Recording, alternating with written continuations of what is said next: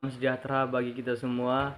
Perkenalkan, nama saya Niko Panutur Tagalung, Prodi Sentra Tasik, NIM I1D119013. Di sini saya akan menjelaskan atau mempresentasikan makalah saya, yaitu mengenai masyarakat. Uluan A. Latar belakang masalah. Sebelum masuk ke pembahasan lebih lanjut lagi, kita harus tahu sebelumnya apa itu arti masyarakat. Masyarakat itu adalah sekelompok orang yang membentuk sebuah sistem semi tertutup atau semi terbuka, di mana sebagian besar interaksi adalah antara individu-individu yang berada dalam kelompok tersebut. Manusia pada dasarnya adalah makhluk sosial yang tidak dapat hidup sendiri. Sejak dilahirkannya manusia sudah mempunyai kecenderungan pokok, yaitu keinginan untuk menjadi satu dengan manusia lain di sekelilingnya. Bab 2. Pembahasan. A. Kehidupan berkelompok dan definisi masyarakat. Yang pertama, kehidupan berkelompok dalam alam binatang. Bukan hanya manusia saja yang hidup berkelompok, melainkan juga banyak jenis makhluk lain hidup bersama individu sejenisnya dalam sebuah kelompok, seperti halnya adalah binatang.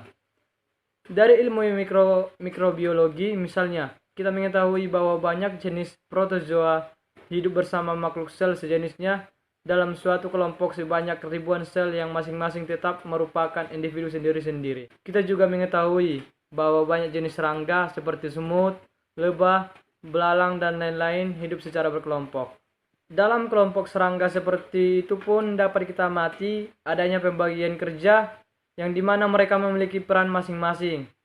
Contohnya yang pertama, pembagian kerja yang tetap antara berbagai macam sub kesatuan atau golongan individu dalam kelompok untuk melaksanakan berbagai macam fungsi hidup.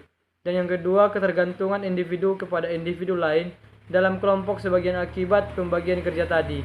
Yang ketiga, kerjasama antar individu yang disebabkan karena sifat ketergantungan tadi. Yang keempat, komunikasi antar individu yang diperlukan guna melaksanakan kerjasama tadi. Dan yang kelima, diskriminasi yang diadakan antara individu warga kelompok dan individu dari luarnya. Dua, yaitu kehidupan berkelompok makhluk manusia. Manusia adalah jenis makhluk hidup yang juga hidup dalam kelompok. Dengan demikian masih ada suatu perbedaan asasi yang sangat mendasar antara kehidupan kelompok binatang dan kehidupan kelompok manusia. Sistem pembagian kerja, aktivitas kerjasama, dan komunikasi dalam kehidupan kelompok bersifat naluri. Naluri merupakan sesuatu kemampuan yang telah terencana oleh alam dan terkandung dalam gen jenis binatang yang bersangkutan. Sedangkan sistem pembagian kerja, aktivitas kerjasama, dan berkomunikasi dalam kehidupan kelompok manusia tidak bersifat naluri. Hal ini disebabkan karena lepas dari pengaruh ciri-ciri ras, baik Kaukasoid, Mongoloid, Negroid, atau lainnya. Organisme manusia mengevolusi suatu otak yang khas. Oleh karena pola-pola tindakan dan tingkah laku manusia adalah hasil belajar, maka kita dapat mudah mengerti bahwa pola-pola tindakan dapat berubah dengan lebih cepat daripada perubahan bentuk biologisnya. Kita masuk pada bagian B, yaitu berbagai wujud kelompok manusia.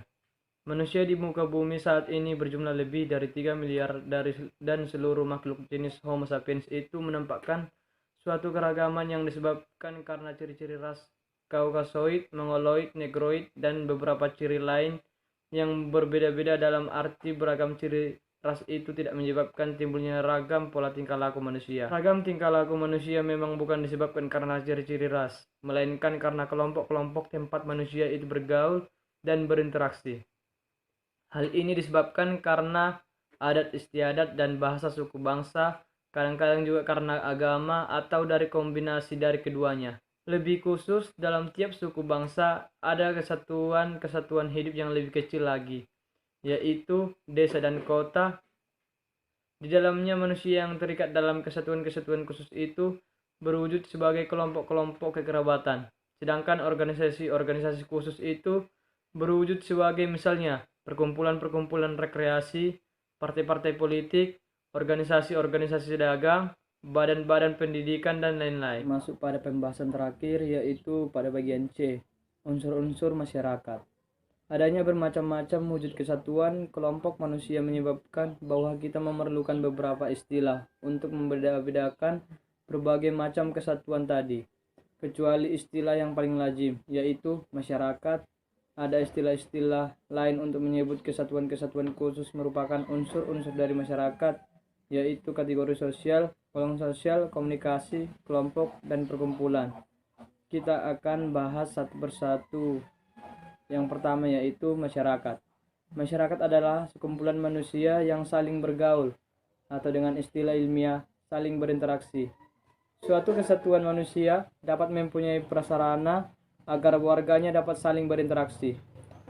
Dalam bahasa Inggris dipakai istilah society yang berasal dari kata Latin socius, berarti kawan.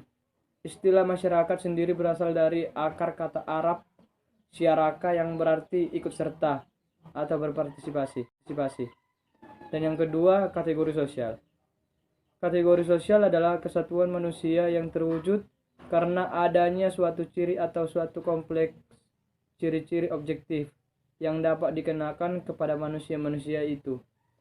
Ciri-ciri objektif itu biasanya dikenakan oleh pihak dari luar kategori sosial itu sendiri, tanpa disadari oleh yang bersangkutan, dengan suatu maksud praktis tertentu. Kecuali persamaan ciri objektif tadi yang dikenakan kepada mereka oleh pihak luar, biasanya tidak ada unsur lain yang mengikat suatu kategori sosial. Dan yang ketiga, golongan sosial. Suatu golongan sosial juga merupakan suatu kesatuan manusia yang ditandai oleh suatu ciri tertentu. Bahkan seringkali ciri itu juga dikenakan kepada mereka oleh pihak luar kalangan mereka sendiri. Walaupun demikian, suatu kesatuan manusia yang kita sebut golongan sosial itu mempunyai ikatan identitas sosial. Hal itu dapat disebabkan karena kesadaran identitas itu tumbuh sebagai respon atau reaksi terhadap cara pihak luar memandang golongan sosial tadi. Mungkin juga karena golongan itu memang terikat oleh suatu sistem nilai, sistem norma, dan adat istiadat tertentu. Dan yang keempat yaitu kelompok dan perkumpulan.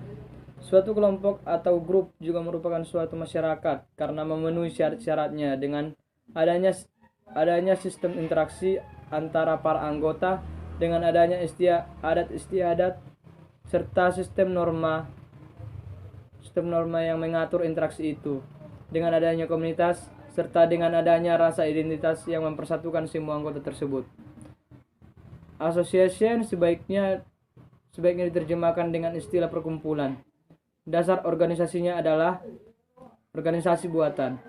Sebenarnya, pembedaan antara dua istilah kelompok dan perkumpulan dalam ilmu antropologi dan sosiologi sudah diadakan sejak lama. Hanya saja, para ahli menekankan pada aspek lain dari perbedaan itu. Akhirnya, walaupun kelompok maupun perkumpulan memiliki keempat syarat pengikat dasar dari suatu masyarakat, yaitu prasarana untuk interaksi, konstituitas, sistem norma, dan identitas sosial, namun hanya kelompoklah yang dapat disebut sebagai masyarakat. Dan yang kelima, beragam kelompok dan perkumpulan. Contoh lain adalah kelompok yang terdiri dari sekelompok anak remaja, sekelompok tetangga yang sering saling bergaul, sekelompok awak kapal di suatu kapal nelayan Bugis, dan sebagainya. Perkumpulan dapat dijelaskan berdasarkan prinsip, guna, dan keperluannya atau fungsinya. Dengan demikian, ada perkumpulan-perkumpulan yang gunanya untuk keperluan mencari nafkah, untuk melaksanakan suatu mata pencarian hidup atau memproduksi barang. Intinya, untuk keperluan ekonomi. Yang keenam, ikhtiar mengenai beragam wujud kesatuan manusia. Beragam wujud kesatuan manusia terurai tadi beserta istilah-istilahnya yang hingga sekarang masih tetap merupakan suatu masalah yang belum mantap di antara para ahli, anggota antropologi dan sosiologi. Oleh karena itu, perlu diperhatikan bahwa ada dalam sistem istilah yang digunakan buku ini, istilah masyarakat dipakai untuk menyebut dua wujud kesatuan manusia, yaitu komunitas atau yang menekankan pada aspek lokasi hidup dan wilayah, dan konsep kelompok yang maksudnya adalah yang menekankan pada aspek organisasi dan pimpinan dari suatu kesatuan manusia. Adapun 3 wujud kesatuan manusia yaitu 1. Kerumunan, 2. Kategori sosial, dan golongan sosial tidak dapat disebut masyarakat, sedangkan perkumpulan lazimnya juga tidak disebut demikian walaupun memenuhi syarat. Dan yang ketujuh, interaksi antara individu dan dalam masyarakat. Pembahasan sebelumnya telah beberapa kali dipakai konsep interaksi, yang dalam bahasa sehari-hari berarti bergaul. Konsep interaksi itu penting karena tiap masyarakat merupakan suatu kesatuan dari individu yang satu dengan lain berada dalam hubungan berinteraksi yang berpola mantap. Dalam hal menganalisis proses interaksi antara individu dalam masyarakat, kita harus membedakan dua hal yaitu yang satu kontak dan kedua komunikasi. Kontak merupakan hubungan sosial antara individu satu dengan individu lain yang bersifat secara langsung, sebagian wujud aksi dan reaksi. Sedangkan komunikasi merupakan tindakan seseorang menyampaikan pesan terhadap orang lain dan orang lain itu membertafsiran atas sinyal tersebut, mewujudkan dalam perilaku.